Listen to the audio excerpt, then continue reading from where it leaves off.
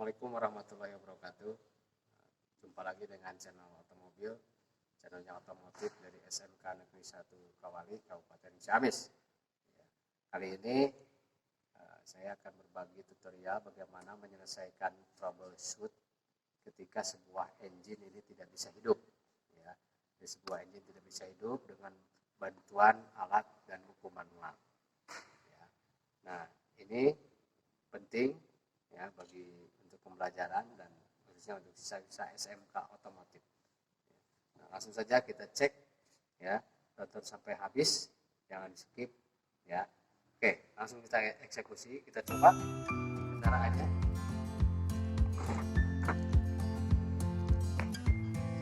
Oke, ini kita kunci kontaknya di on kan. Nah, kalau kita perhatikan ya, di sini cek engine-nya mati. Ya, ketika on, padahal seharusnya standarnya adalah hidup, baru setelah engine running baru mati ya lampu cek engine-nya, milnya. Nah, kalau gejalanya seperti ini ya, ini analisanya pasti mengarah ke ECU atau ECU-nya belum hidup atau mati atau tidak mendapatkan pasokan listrik. Ya, kita akan coba dihidupkan. Dan ternyata tidak bisa hidup. Nah, oke, kita matikan. Kita akan mencoba menyelesaikan troubleshoot ini dengan bantuan buku manual. Ya, karena tadi clue-nya sudah dapat bahwa ECU tidak hidup, ya, maka kita lihat diagram power source daripada ECU itu sendiri.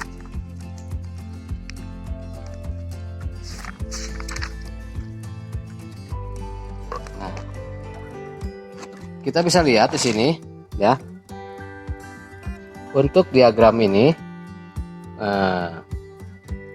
ya, ini adalah diagram power source daripada ECU ya. Ini sumber listriknya baterai, kemudian ini ECU-nya, ini alirannya. Nah ya, jadi arus dari baterai itu pertama pasti kita akan cek baterai, fuel main ya, fuseling main, kemudian cycling EV, fuseling AM1, kontak ya. Kemudian kita juga memeriksa cycling engine, cycling EG ya, kemudian relay. Nah, ini pasokannya. Jadi ECU kalau mau hidup ya, plus B1 nya itu harus dapat pasokan listrik. Jadi jalur ini harus kita periksa dan jalur ini yang kita periksa ya. Kita mulai dari cycling EV dan relay EV dan fuse engine ya.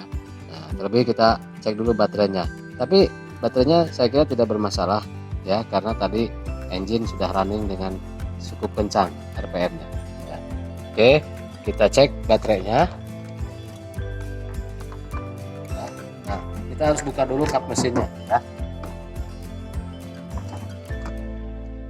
Kita tarik.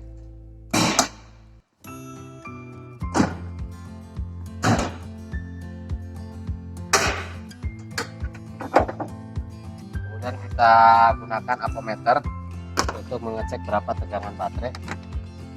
Kita popolkan, hati-hati ini jangan sampai terbalik ya. Ini negatif ya, dan ini positif. Nah, ini dapat 12,75 volt dan ini masih baik ya, tidak ada masalah.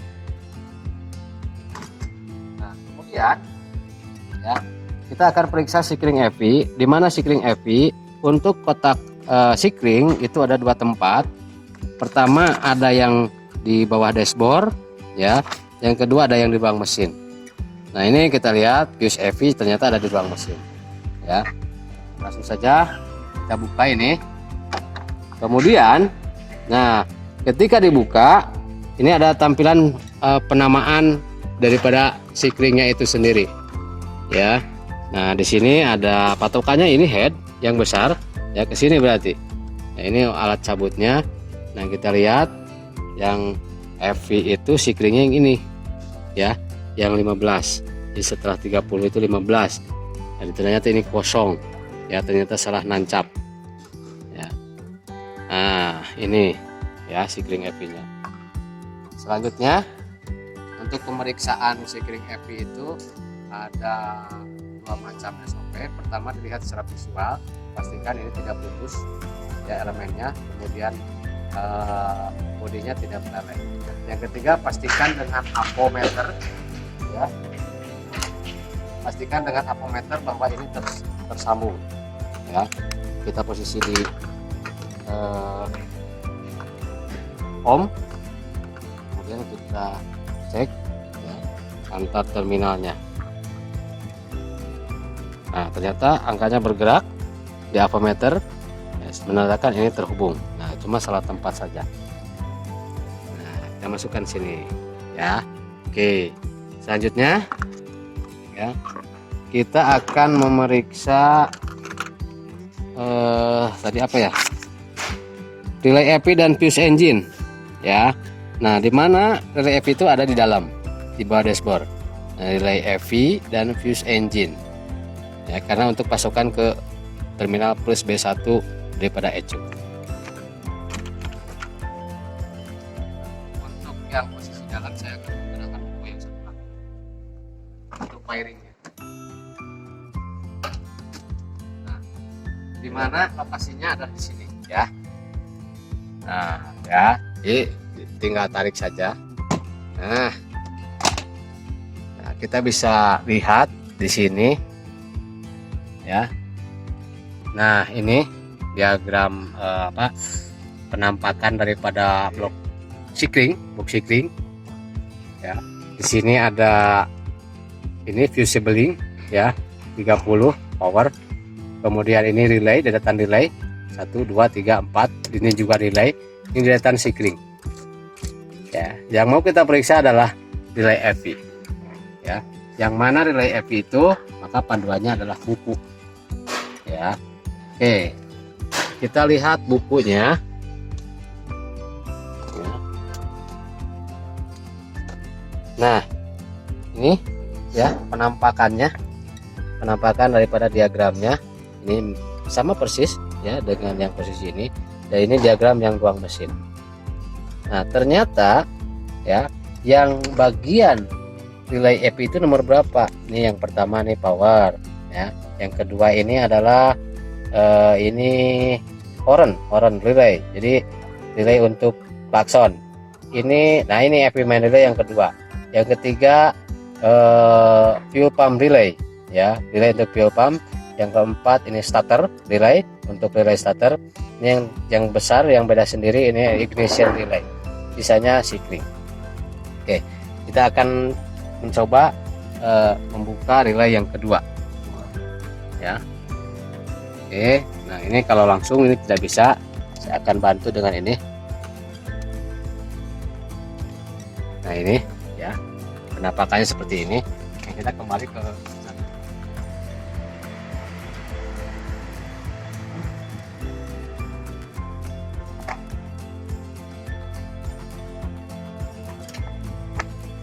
Nah, prinsip daripada relay itu sendiri ya, dia bisa mempunyai 4 fungsi, diantaranya sebagai saklar otomatis dan juga memperpendek sirkuit, memperpanjang umur saklar, dan mengurangi rugi tegangan.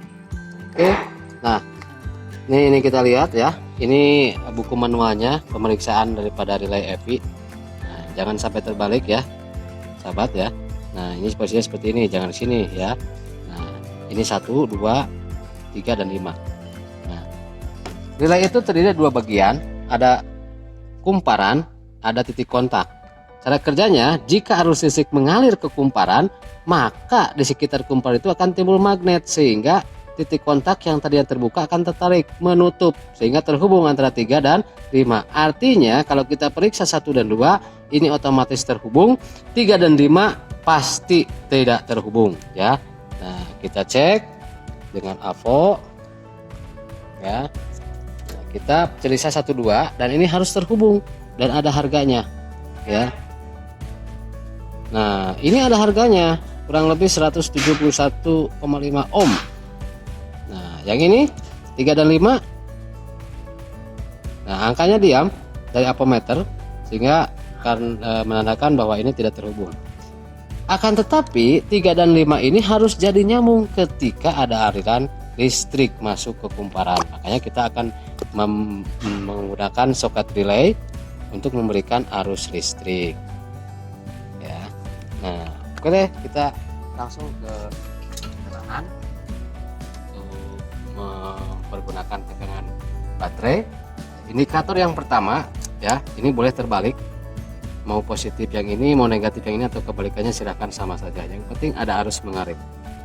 Nah, ketika indikator yang pertama diberikan listrik, maka terdengar bunyi klik ya.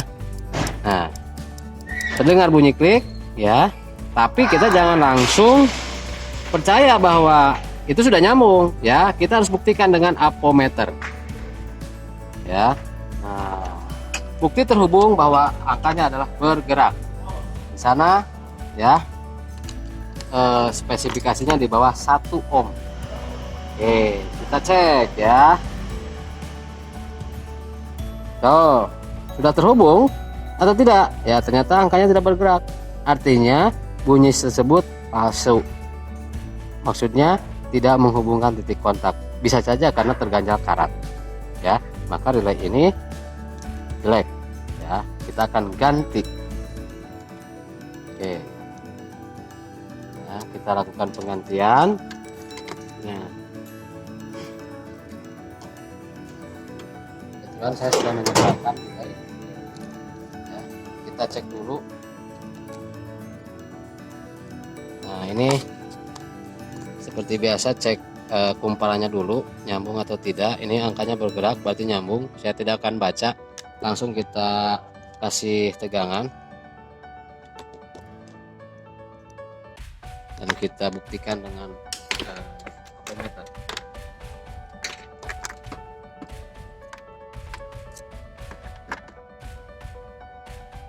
Nah, bunyi klik sudah ada, sudah hadir ya.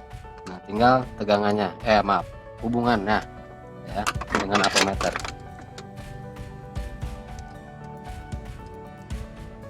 Nah, kita bisa lihat sama-sama bahwa angka daripada apo itu bergerak, malahan 0,7 0,6 ohm. Jadi ini memenuhi standar ya daripada ketentuan manual book. Selanjutnya kita pasangkan langsung ya supaya lupa. Nah, ini pemasangannya tidak bisa terbalik ya karena beda posisi kakinya. Nah, pastikan kuat. Satu lagi yang harus kita periksa adalah cycling engine ya. Untuk diagramnya yang mudah itu bisa kita lihat sini ya, tapi kita harus bisa pintar-pintar membacanya ya. Patokannya ini power 30 ampere ya, ada di atas, berarti kita harus membalikannya, posisinya seperti ini ya. Nah, untuk engine ada yang di 10 ampere. Nah, ini ya. Nah, 10 ampere. Nah, ini kosong. 1 2 3 kosong, 1 2 3, harusnya kosong ini, tapi ada sinyal. Nah, kita cek ya. Nah, seperti biasa secara visual elemennya tidak boleh putus dan bodinya tidak boleh meleleh. Usahakan kapasitas arus yang digunakan itu harus sesuai dengan manual. Kita pastikan ini nyambung. Nah, angkanya bergerak bahwa ini memang benar-benar nyambung ya. Dan lagi cek. Oh ya, nyambung tuh. Ya. Oh, nyambung ya. Oke, langsung kita pasang ke tempat.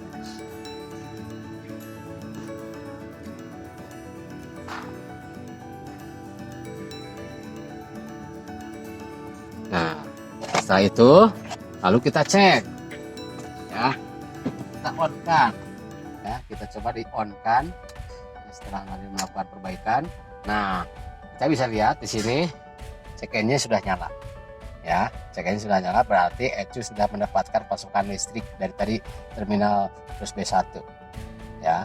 Dan ketika saya on kan, nah ada mendengung, artinya pompa bahan bakar juga bekerja ya. Nah, mudah-mudahan ini langsung bisa hidup Kalau sudah ecu hidup, pompa bahan bakar bekerja, ya, mudah-mudahan hidup engine.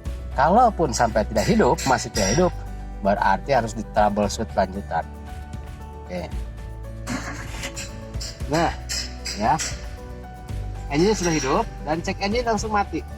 Berarti ini tidak ada masalah. Ya, tadi masalahnya hanya power source saja.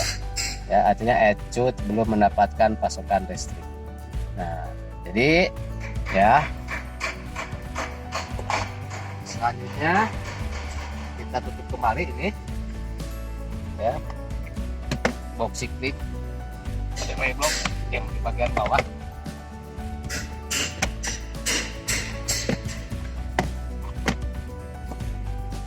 Kemudian kita biarkan engine running.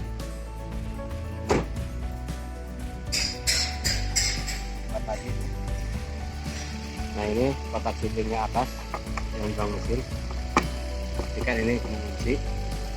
Oke, ya. Jadi jika tidak menyelesaikan sesuatu troubleshoot, maka usahakan didampingi dengan manual, utamanya wiring diagram, ya, untuk memudahkan dalam diagnosis. Ya, seperti ini, ya, dengan adanya manual book, wiring diagramnya akan sangat membantu dan pekerjaan akan bisa cepat dengan selesai. Ya, dan alhamdulillah ini sudah kembali normal, ya, dan tidurnya juga normal. Itu saja kegiatan kita hari ini. Sebenarnya, ya, bagaimana cara menyelesaikan engine yang tidak bisa hidup. Salah satunya adalah kendalanya adalah power source daripada ecu bermasalah. Ya, mudah-mudahan bermanfaat. Jangan di skip, tonton sampai habis supaya tidak gagal paham. Ya. Jangan lupa like, komen, dan subscribe. Terima kasih. Wassalamualaikum warahmatullahi wabarakatuh.